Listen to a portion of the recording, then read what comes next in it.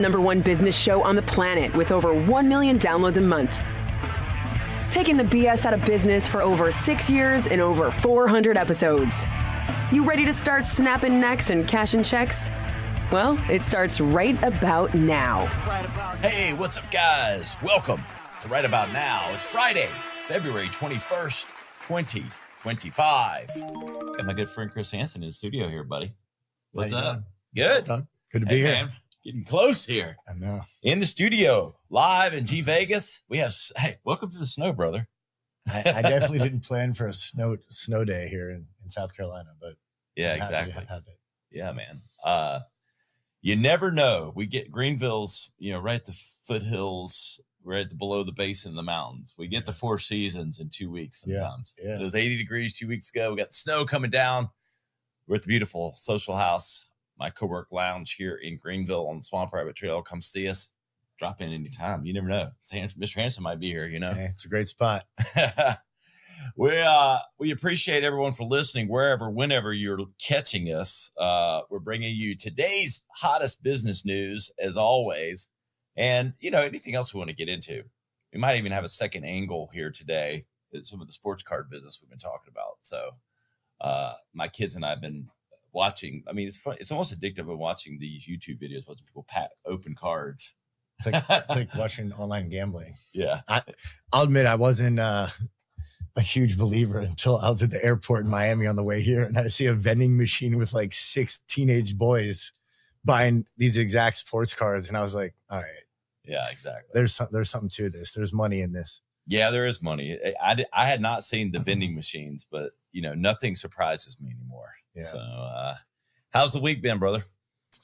It's great. I'm happy to be up here. We've been hanging out, knocking out some stuff. Yeah. Hit the cold plunge last night. Yes. That was interesting. I hadn't done that in a while. It wasn't my first time, but 37 I was impressed degrees. with you. 37 degrees, 2 minutes for for a beginner novice. type. Yeah, man. I'm mentally strong, He's got to shut it down. Yeah. You just block out the noise. I don't know. Anybody listening out there that's been in the cold plunge, sauna and cold plunge is all the rage. Yeah. It's good for you. Chris and I ventured in. We've got another show called Vibe Science. Go check that out. We talk about all the latest in health and wellness. And we practice what we preach, brother. Yeah. No one can say we're posers. We're doing the deal for sure. That content alone might be worth the price of admission. I can't, I shut it down, but I don't know what facial features I had going on. You're in the zone. In the zone, You're man. zoned. It's got to shut it down. Yeah. But hey, they say it's great for you. I mean, I know we talk about it on the show. We have all these specialists on, supposedly mentally, physically, your body just goes into this complete, you can either let it overtake you or you just got to lock in. And then the hour after it that you're rewarming, I think is the most interesting part. It's euphoric. It's a buzz. Yeah. I'd had an energy drink like right before it, and that combined, I'm like, whoo. Yeah. All right. Ryan's sitting in the corner, kind of just staring out in the abyss for a while. I was like, yeah. Who needs, but in a good way. Who needs the party drugs? Just go get the cold plunge. Yeah, exactly. But appreciate our friends at Soul Yoga, who's right here next to us on the Swamp Rabbit Trail. Give them a shout out. Appreciate them. Yeah. Their owner, Krish, has been on our show actually here. So you can go check out that episode. He's a great entrepreneur. He's doing some amazing things, but we appreciate them. And, we're going to jump right at it.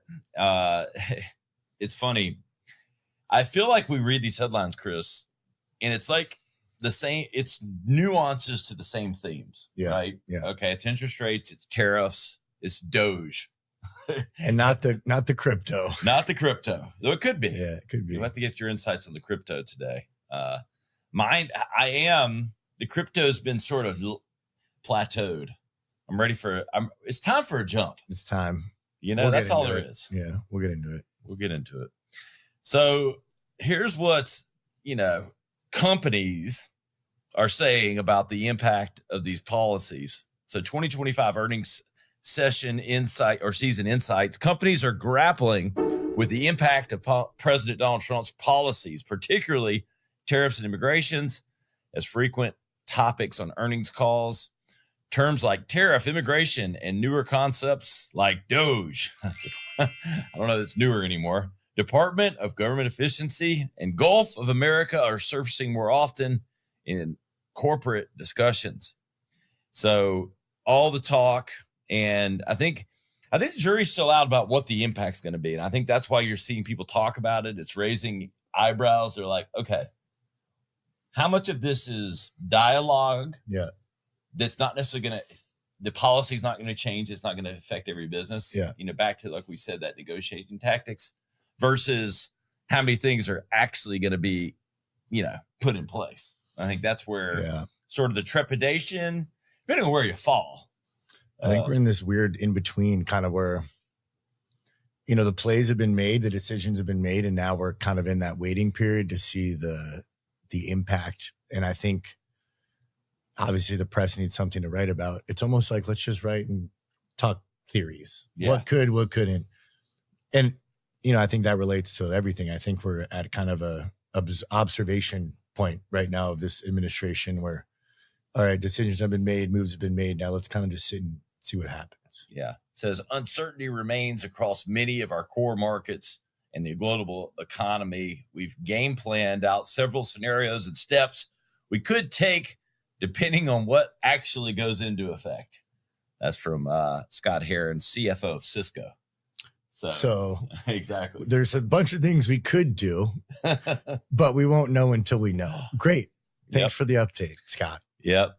And this was a quote from one of the CEOs. I think Doge is going to bring meritocracy and transparency to government. I think that's exactly what our commercial business is. So says as the government continues to drive to be more efficient, we see this as a continued opportunity for the company. That was Bill Maney, CEO of Iron Mountain. I'm not familiar with Iron Mountain, but clearly he made the article. I think it's a hedge fund or something. So I think we're in this wait and see period. And all I can say is for most people listening to the show, keep your head down, man. Keep your head down and keep moving forward. Yeah. The headlines are so, I've found this a bit for myself. I mean, we have this show. We want to talk about news and bring value and make it actionable. But some of this stuff is like, we got to remove ourselves from a bit. It's not because we're not interested, but the daily impact is just, it can be distraction versus knowledge. Yes. That's what it feels like right now. Right. I think there's other information you could be absorbing on a daily basis that would serve you better than it's filler news, right? There's no big movement happening. No. They're just reporting on previous stuff that's happened and kind of speculating on the future, So like you said, keep your head down, keep moving forward, whatever it is you're doing, and just there's a light coming. Yeah, exactly. I did like this, jumping straight to some of our lighter news. Coke launching Simply Pop. This plays across both of our shows, so I thought it was interesting. It's a prebiotic soda. I want to taste this just because it looks tasty. It looks good. Strawberry pop. I mean, who doesn't want a strawberry soda? I'm thinking a cross between Crush, not Orange Crush, but Strawberry Crush. Yeah. If it tastes anything like that, I'm in. I mean, I'm something else. I'm a fan of these. I've had some of the other brands of the prebiotic sodas, and they're definitely, I can't speak on the actual nutrition and health. I feel like I'm being healthier when I drink them, and they taste good enough to where I'm like, oh, this is a healthy soda. But honestly, I think it's about time Coke got there. They're losing revenue on traditional soda. So this is a marketing we're looking at our screen here of marketing. Yeah. This is the new term. Juice squeezed. It's like it's the benefit. Squeezed. It's not fresh squeezed. It's juice squeezed. No. That's marketing. Concentrate. That's good marketing if I've ever heard it. Where else would it have come? Of course. Hey, how can we say it's sort of like fresh squeezed, but not fresh squeezed? Right. It's juice squeezed. What the hell what does juice squeezed mean? How do you don't squeeze the juice, you squeeze the fruit. So sorry, Coke. You got a marketer here reading business news. I know all the tricks. That's one of them right there. They went to legal and said, how can we say this? Made with real fruit juice. So it's juice squeezed. That looks like juice. A little bit of a misleading marketing label, if you ask me. It's from concentrate. Yeah. Then concentrated. So it's juice squeezed, not fruit squeezed, and then concentrated. We'll hear about it in 6 months on Simply Pop. another show. Someone will tell Lots us. of prebiotics. Yeah. I've always thought prebiotics sounded bad. Like I don't know why, but like when I first heard it, and I was very ill informed, like 5 or 6 years ago, like when it was starting to like bubble up, I was like, and it wasn't necessarily in the context that it is now. Yeah, oh, that doesn't sound good. I think I was like antibiotics, like it's the opposite of an antibiotic. Yeah, a prebiotic. Oh no! Probiotic, Don't put that in my drink. A pro and pre. Do not put that in my drink. I want no prebiotics. I need antibiotics. Yeah, and now it's in everything.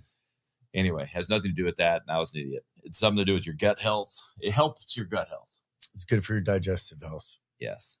But I'm liking these flavors. I like the cans. I got the Simply. I just hope it tastes good, man. I gotta have good taste. That's what it comes down to. Can you make it healthy and taste good? A lot of times those things fight with one another. Send us a few boxes. Let us taste it. Yeah, but I will say this as it relates to the business market. All these alternative drinks are the rage. Yeah. So you have declining alcohol drinkers. You have people really watching the sugar content. Yeah. You have people wanting alternative ways to get energy or different buzzes, electrolytes that aren't as seemingly unhealthy as alcohol and other things. So there's a lot of damn money in this. It's just, it seems like it's hard to get traction. Like we've seen a lot of companies, direct to retail, all that stuff. It's just, one thing when Coke launches it, they've already got 1 billion places of distribution. Yeah. But it's big business in the liquid. Because look, people always want something fresh to drink. Yeah. Water's great, but I think there's always room for this stuff. But I think there's like this new, I don't know, the health drink business is supposed to just like 10x for the next few years. What's your favorite drink, Chris, that's in this space of kind of wellness? I mean, outside of like a natural cold pressed juice. Yeah. Like anything that's like, I mean, you've had like the CBD drinks or have you had any of those or like the mushroom ones? Have you had any of the ones that are like that? You're not tripping or anything. Yeah. There's one, I think it's called Odyssey. Yeah. That's because I see those hit my Facebook feed like nonstop. They're like a mushroom elixir. It's like lion's mane. It's an energy drink with mushrooms. Mushrooms are really good for, a lot of things, but for your brain and your physical health. But I really did like those. I tried those. Those I thought were pretty awesome. And then non-energy, there's one called Mellow. That's just watermelon juice. Oh, but they have some with like watermelon juice and ginger or watermelon passion fruit, because watermelon juice has a lot of natural electrolytes. So it's very hydrating. So also good for your blood pressure, good for your libido too. FYI. So that's another one that if you ask me like what I used to love soda, like 1-2 sodas a day. That's been my now substitute at night is, a sparkling watermelon drink and we've talked about some of the CBD drinks. There's a lot of these new THC, CBD sparkling beverages that are gaining a lot of popularity. I've seen a lot of my friends that are moving away from alcohol, like you mentioned, right? Yep. These low dose THC, CBD drinks that are more social and chill. So, yep. And that's, you don't get the hangover. I think you're going to start seeing more of that at the bars. It becomes more mainstream and obviously legal. I'm not suggesting like, and bars have tried, drinks, right? But yeah. I mean, I know in New York, there was bars trying to do CBD elixirs and whatnot, and then just regulation kind of got in the way of it. So I think that will start to get out of the way as you see the growth. And then it's just, but I do think sometimes there's like contrary. It's like if you're getting buzzed up, drunk versus the mellow. Well, those are opposing parties. It is. I mean, I got friends, they like beer, and you're one of those guys. Up. Yeah, I like beer too. You're a beer guy. But I'm not like a raging, like, I don't know. I can drink 10 beers and be kind of the same guy. Yeah. But a lot of people's personalities change. Yeah. People pick their poison. But I think having an alternative, like say it's the CBD drinks, where before we had nothing, right? It was alcohol or nothing. And even now you have some of these drinks, I forget the name of the company. Katy Perry is a partner in it, but they make these like champagne drinks that have mushrooms and L-theanine. And it was a friend of mine was pregnant and she introduced me to it actually. So you're right. It's going to 10X all these alternatives, all these alcohol alternatives, and some of them give you a buzz and they're good for you. So I think you're going to see a lot in that. I would just caution people listening. D2C is tough. Yeah. You got to get distribution. Oh, we got approached. Some guys wanted to launch a drink last year and it was a great idea. Great branding, great formula, but it's a lot of time and energy. Yeah. Pun intended. You have to drink a lot of those drinks to make it happen. I saw this. So Elon Musk, related to Doge, is weighing a Doge dividend to send Americans checks using using saved funds. It sounds like IRS repayments to me. Yeah. In a roundabout way. He later said that Doge's priority should be on closing the federal budget deficit. So I guess he's like, before we should, send checks, we need to close the deficit. But nonetheless, everybody not like the way he's getting there, but I like what he's trying to do. I mean, I'm enjoying watching the process, just seeing all the fraud and abuse get exposed because we've all known it's there, but seeing it, in these updates with the receipts they're showing of what was spent on what is really just like enraging to a degree, right? As a taxpayer. So yeah. I like this quote right here. This is very important for people to understand. A country is no different from an individual. And that if an individual overspends, an individual can go bankrupt. And so can a country. And the massive waste, fraud, and abuse that has been going on and leading to $2 trillion a year in a deficit. That's it, right? At the end of the day. That's what I mean when I talk about having business guys back in the building. Yeah, exactly. It's like just looking at basic costs. We need to balance the budget as the first priority. Agreed. I mean, we've talked about this a lot. If we ran our companies the way the government runs, there would. And the only way they get away with it is because then they can just say, well, they're protecting the people. It's different, but it's not different. So we'll see how he gets there. Nonetheless, it's fun. I thought this was fun. So the Golden State Warriors have launched a record label. The Golden State Warriors are making waves beyond the court by launching their own record label. This move reflects the growing synergy between sports and the music industry, allowing athletes and franchises to tap into the cultural influence of hip hop and other genres. Kind of cool. I see the crossover, right? Especially forward thinking. If you got guys with NIL licensing and stuff, yep, it's like, hey, we have a studio now as part of your package. So we need 20% of whatever revenue you bring in. Exactly right. Expect to see exclusive tracks, collaboration with big name artists, and crossover content that deepens fan engagement. It's interesting. So, and the NBA, and I'll say the NBA and hip hop has always been very intertwined. Yes. It strikes me as the right marriage. Yeah, for sure. Especially if you think about warming up. I played basketball all my life. You're warming up. You got pumping up. You got music playing. It's part of the experience of the games. Yeah. It's interesting though how the Golden State, not that they can't get over this, but it's one team. So you got those players. I'm sure they'll integrate, but like if LeBron James plays for the Lakers and he wants to, if they got a record label that they've got a rapper working with LeBron James, do you get in those conflicts? Or are they going to you would think they're going to separate church and state between the team and individual players and stuff. Otherwise it becomes limited because what is it just going to be Steph Curry? Yeah. Cause Golden State. This is just going to become a bunch of players like having beef with other players with their own teams rap label. It's going to be another Tupac and Biggie incident, but with NBA teams. The record labels clashing on the court, off the court, in the bars. This is good marketing. Behind the scenes. Yeah. It makes sense though. Some part too, like Mello, didn't he just release that song and went viral? He did. You got a lot of athletes that try to be artists, Yep. Antonio Brown, for example, is one, but nostalgia is proving to be a major driver in fashion trends as retro football jerseys take over fashion. Hey, what's old is new again. And this is a new trend, but an old trend. Right. This is a trend that's went on since the beginning of time. Yeah. Like every 20 years, this becomes a thing. You're rocking it. Because there's new vintage every 20 years. I got to find my old Larry Bird jersey. I don't know where that thing is. I think it got sold in the garage sale, but that thing would be right. I like the old vintage, like Buccaneers and Dolphins stuff. Yeah.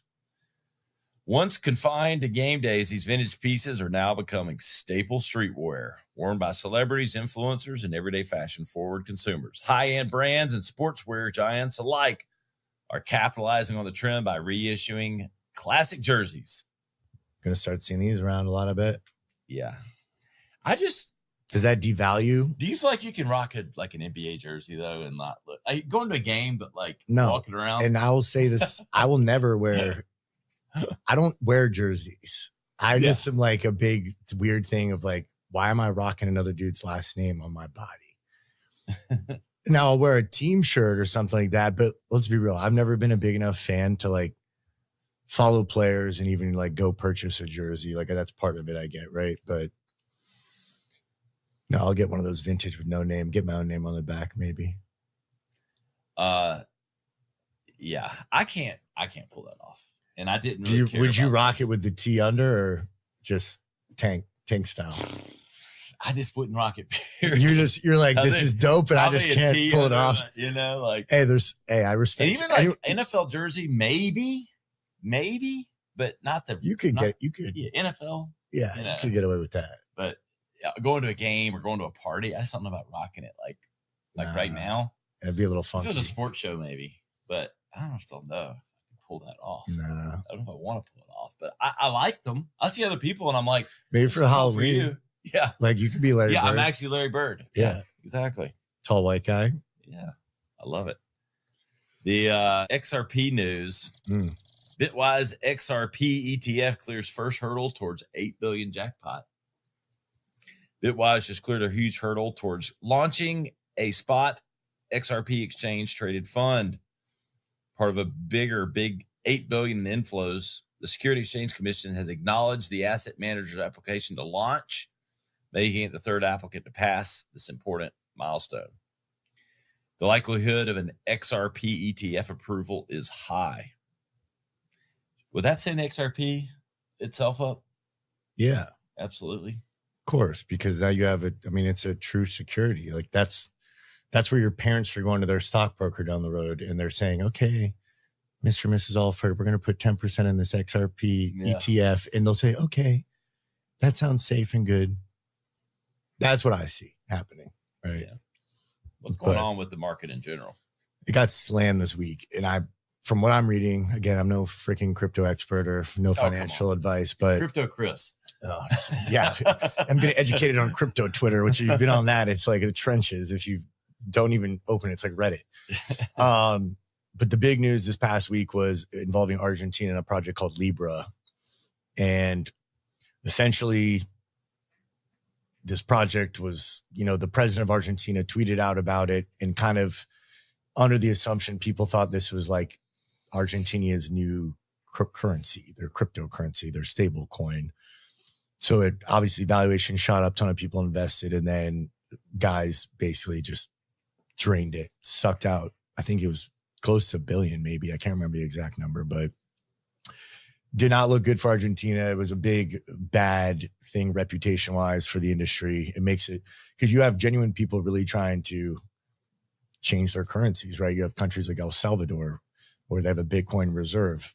And Argentina, I think for the first time in many years, had just gotten out of a deficit, I believe, too. This new president was doing a good job economically, but this now drained a ton of liquidity. A lot of normal retail investors, normal Argentinian people lost a lot of money.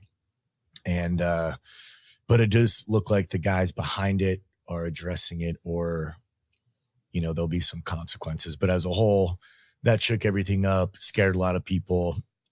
That was the biggest thing that I was kind of aware of going on that shook a lot of people. Because really, when you have news like XRP possibly getting an ETF approval, like that should, signal the market to move up. And that's kind of what everyone anticipated with this administration, with all these pro crypto policies like this happening. But that doesn't mean it's still kind of the Wild West and you got bad players. And anywhere there's big money, you're going to have bad people try to get their hand in, unfortunately. So I just need my hey, you're looking good with I know you're an XRP guy. Yeah. That's good news for you. Yeah, no, it's up 5% today, or $2.67. And money rewards the patient. Yeah, exactly. So, I mean, I just keep hitting refresh. Oh, 4.4. This is what you can do to yourself. Yeah. Refresh. What are we up to? It's 268. Went up a cent while we were talking. So, I don't know. Hey, it's in the green. It's in the green. Last 6 months, it's up 372%. That's what I'm saying. You know, if you zoom out, be a little patient, and that can apply to even the general news, right? You don't need to necessarily be in it every day. There's not always stuff that you need to know. Go read a book, take a walk. Yep. See, I bought it about right here. I'm pretty sure 90% of the general population is not going to have an influence on tariffs. So we might as well stop reading about it every 6 hours. Yeah, exactly. But you can go buy XRP and watch it. Go up 300%, hopefully. Yeah, exactly. We've been talking about sports cards trading. The sports card market size is worth $20.48 billion. It will be by 2030. It's only 5 years. Yeah, I know. Exactly. I mean, dude, there's some real damn money in this shit. Those vending machines, man. I know. That's why we're going to open some packs here. Open some packs. So we got any money rolling in today? Yes. What we got? Hey, our good friends at Panini, Don Russ. You never know what you're going to get. It's like lottery in a pack, man. You know what it is? It's scratch offs for children. And you're getting a kid. No, I'm just saying they got you. Yeah. They're getting the same dopamine hit. Yeah, exactly. We got our camera view even on this one, so you get a little closer up. Ooh. Oh, yeah. Look at that, Chris. Isn't that tight? Look at that. Oh, they're giving me nostalgia. They obviously agreed to who would be on the cover of these way before they came out. I mean, Aaron Rodgers kind of fizzled like the wind. Who's on the front of the cover? But you never know. If you're not watching the YouTube video, you're not getting the full effect here. You're on YouTube, Spotify, or at ryanisright.com. You get links to this stuff. So we'll get in. It's kind of hard to do it in reverse, but look. All right, who we got here? Who we got? No. These first four. Oh, Jimmy Smith, nobody. I don't see any holographs. Tank Dell, no autographs. And then this, who's this? Tank Dell, 2 Tank Dells in one. He's 2 Dells in one. Roma Dante, gonna be pretty good as it comes up.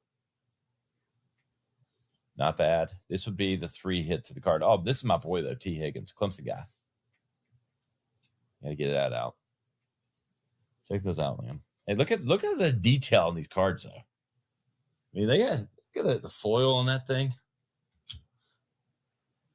I think we need like official cards of us with the foil on it. You know, Panini. You get it in there. Sports cards. Hopefully, Tank Dell's. I feel like they're smaller than they used to be.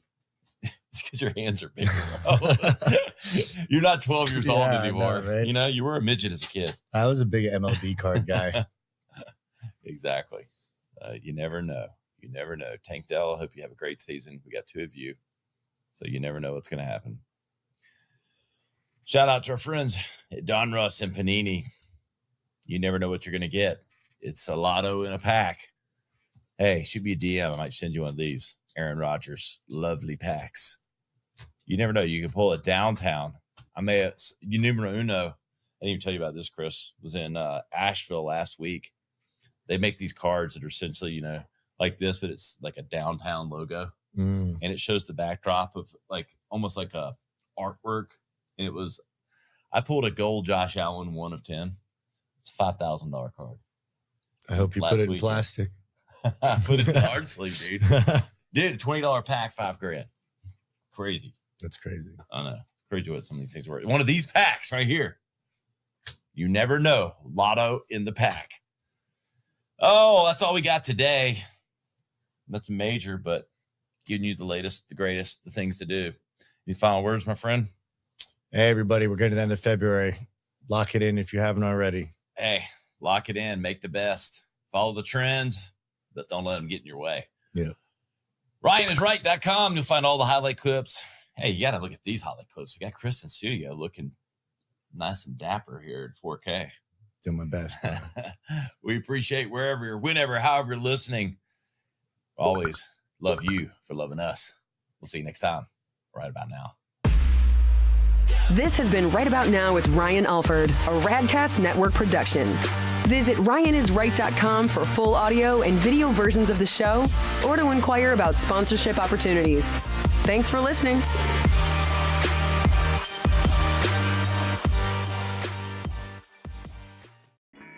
This is Right About Now with Ryan Alford, a Radcast Network production. We are the #1 business show on the planet with over 1 million downloads a month. Taking the BS out of business for over 6 years and over 400 episodes.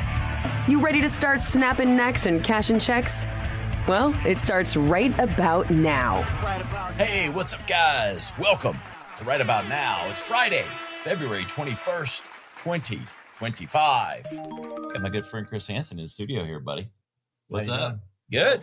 Good to be here. Man, getting close here. I know. In the studio, live in G Vegas. We have, hey, welcome to the snow, brother. I definitely didn't plan for a snow day here in South Carolina, but Yeah, I'm happy exactly. to have it. Yeah, man. You never know. We get Greenville's, right at the foothills, right at below the base in the mountains. We get the 4 seasons in 2 weeks sometimes. Yeah. It was 80 degrees 2 weeks ago. We got the snow coming down. We're at the beautiful social house. My coworker